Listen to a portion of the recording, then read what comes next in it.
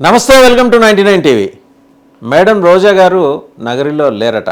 మరి ఎవరికి కాజా తినిపించడానికి విదేశాలకు వెళ్ళిపోయారు. ఇప్పుడు అది అందరి సందేహం. ఆమె కూడా వారి అధినేత వైఎస్ఆర్సీపీ అధ్యక్షులు జగన్మోహన్ రెడ్డి గారి అడుగుజాడల్లో వీడియోలు రిలీజ్ చేస్తున్నారు. అంటే ముందరే ప్రెస్ మీట్లు పెడితే ఎక్కడ లేనిపోని చెత్తా చెదారం అంతా ఎదుర్కోవాల్సి వస్తుందని చెప్పేసి ఆవిడ అప్పుడప్పుడు అంశాల వారీగా వీడియోలు రిలీజ్ చేస్తున్నారు.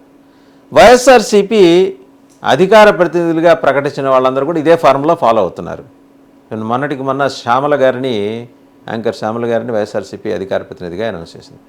వారు కూడా నిన్న ఒక వీడియో రిలీజ్ చేశారు.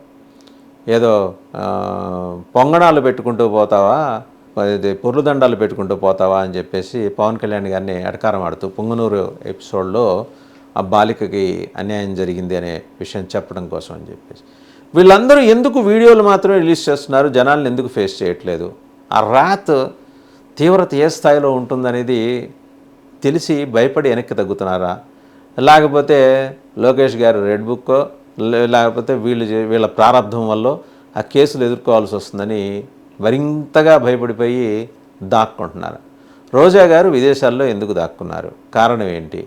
100 కోట్ల ఈ స్పోర్ట్స్ రిలేటెడ్ స్కామ్లో ఏమన్నా కూడా ఆడుదాం ఆంధ్ర స్కామ్లో ఆమెను ఏమన్నా అరెస్ట్ చేసే అవకాశాలు ఉన్నాయా? ఆ భయం ఆమె పట్టుకుందా?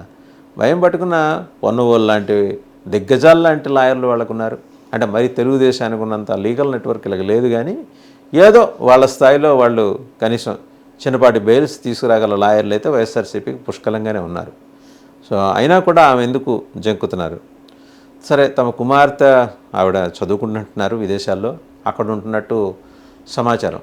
సరే, అక్కడికన్నా కూడా పార్టీ మీద అకుంఠితమైన దీక్ష, అలాగే భక్తి శ్రద్ధలు ఇవన్నీ ఉండటం వల్ల, నాయకుడి ఆదేశాలని తూచా తప్పకుండా పాటించే ఒక మనస్తత్వం ఉండటం వల్ల కూడా ఏంటంటే రోజా గారు అక్కడి నుంచి కూడా వీడియోస్ రిలీజ్ చేస్తున్నారు.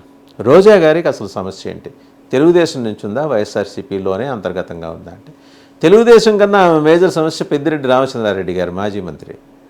ఈమె ఎదుగుదలని అడుగడుగున ఆయన మరి గూగుల్లో చూసి అలాగే భూతద్దంలో చూసి ఈమె ఎదుగుదలని ఎక్కడికక్కడ ఆపేసిన నాయకుడిగా చరిత్రలో నిలిచిపోతాడని వైఎస్ఆర్సీపీ నాయకులే చెప్తుంటారు. పెద్దిరెడ్డి రామచంద్రారెడ్డి గారి లక్షణం ఏంటంటే ఆయన ఒక మర్రి చెట్టు, ఆ నీడలో మరి ఏ చెట్టు మొలవకూడదు. పాపం ఆవిడ పోరాడింది గింజుకుంది, మొత్తానికి ఎమ్మెల్యే అయింది. రెండోసారి ఎమ్మెల్యే అయిన తర్వాత మంత్రి పదవి వచ్చే క్రమంలో కూడా ఆమెను పెద్దిరెడ్డి అడ్డుకున్నారు. అయినా సరే జగనన్నని నమ్ముకున్న ఆమెకు మంత్రి పదవి దక్కింది. మంత్రి పదవి కన్నా ముందు ఏపీ ఐఏసీ చైర్పర్సన్గా చేసింది. ఎక్కడికక్కడ ఆమె పదవిలోకి రావటం, చెలక్కొట్టడం మొదలైందనే అభియోగాలు ఆమె ఎదుర్కోవటం అన్నీ మొదలైనాయి.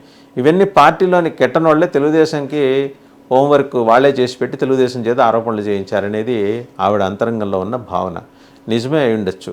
ఎందుకంటే అందుబాటులో లేకపోవటం, మందల కొద్దీ జనాల్ని తీసుకెళ్లి తిరుమల కొండ మీద వెంకన్న దర్శనం కోసం లాబీలు చేసుకోవటం, వీటితోటే ఆవిడ కెరీర్ మొత్తం, అంటే రెండో దఫా ఎమ్మెల్యేగా ఎన్నికైన తర్వాత మినిస్టర్ కాకముందు, మినిస్టర్ అయిన తర్వాత కూడా ఆవిడ కెరీర్ అంతా అలా గడిచిపోయింది.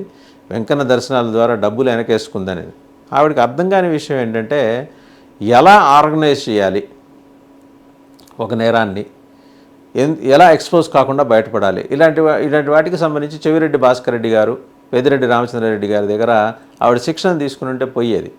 ఇంతకంటే పెద్ద నేరాలకి వాళ్ళు పాల్పడ్డారని వాళ్ళ మీద ఆరోపణలు మదనపల్లి ఆఫీస్లో హఠాత్తుగా ఫైల్స్ దగ్ధమైపోతాయి. పెద్దిరెడ్డి గారికి ఆ సీక్రెట్ తెలుసు. అలాగే తూముకుంట తిరుపతి దేవస్థానానికి టీటీడీ నిధులు దారి మళ్ళుతాయి, ఆ సీక్రెట్ చెవిరెడ్డి గారికే తెలుసు. దాని మీద ఇప్పుడు ఎలాగో ఎంక్వైరీ చేస్తాం అన్నది. సరే, ఈ స్వతంత్ర సిట్ 5గురితో కూడిన సిట్లో అటు సిబిఐ నుంచి ఇద్దరు, ఇటు ఏపీ పోలీస్ నుంచి ఇద్దరు, తర్వాత food safety and standards authority of India నుంచి ఒక ఆఫీసరు ఉంటారు. ఇవన్నీ కూడా అందులో భాగంగా వస్తాయా, కేవలం లడ్డూకే కన్ఫైన్ అవుతాయో తెలియదు, కానీ ఇవి కూడా వచ్చాయనుకోండి టీటీడీ నిధుల దారి మళ్లింపు. అప్పుడు చెవిరెడ్డి గారు, అలాగే భూమన కరుణాకర్ రెడ్డి గారి సమయంలో చైర్మన్గా ఉన్న పరిపాలనా సమయంలో తీసుకున్న వివాదాస్పద నిర్ణయాలు, టెండర్ల ప్రైసెస్ని ఎస్కలేట్ చేస్తూ తీసుకునేళ్ళు, ఇవన్నీ వస్తే అప్పుడు అవన్నీ పెద్ద గీతలై కూర్చొని రోజా గారి 100 కోట్ల స్కామ్ చిన్న గీత అయిపోతుంది.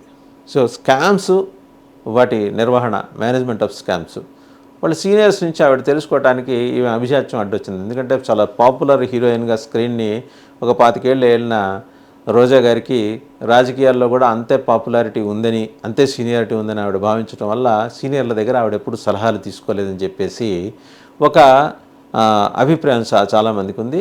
ఆ మాటకు వస్తే ఆవిడకి కూడా ఉంది.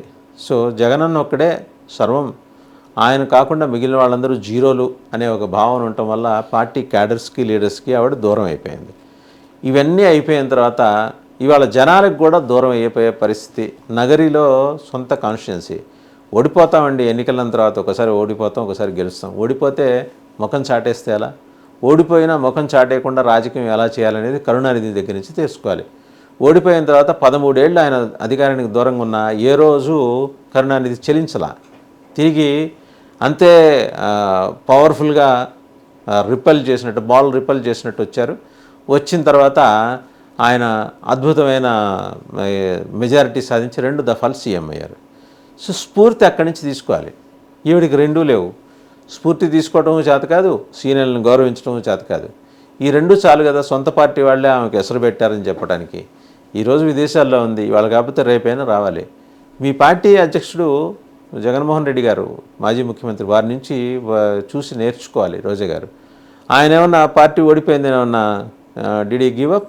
ఏం లేదే. ఆయన సరే వారానికి 1 రోజు 2 రోజులు బెంగళూరు నుంచి అయితే వస్తున్నారు, ఉద్యమాలు చేస్తున్నారు, నెమ్మదిగా పార్టీని మళ్ళీ గాడిలో పెట్టే ప్రయత్నం చేస్తున్నారు. అయినా సరే ఆయనకుండే లోపాలు ఆయనకున్న, ఆయన చుట్టూ ఉన్న కోటరీ అలాగే ఉంది, ఇంకాస్త బలపడింది. మరింత భారతీయ సిమెంటు గట్టిదనం వల్ల కోటరీ మరింత బలపడింది. దాని నుంచి ఆయన బయటపడే పరిస్థితులు ఇప్పుడల్లా కనిపించట్లా. కానీ ఆయనలో మార్పుకు సంకేతాలు స్పష్టంగా కనిపిస్తున్నాయి. మీలో ఎందుకు కనపట్లా?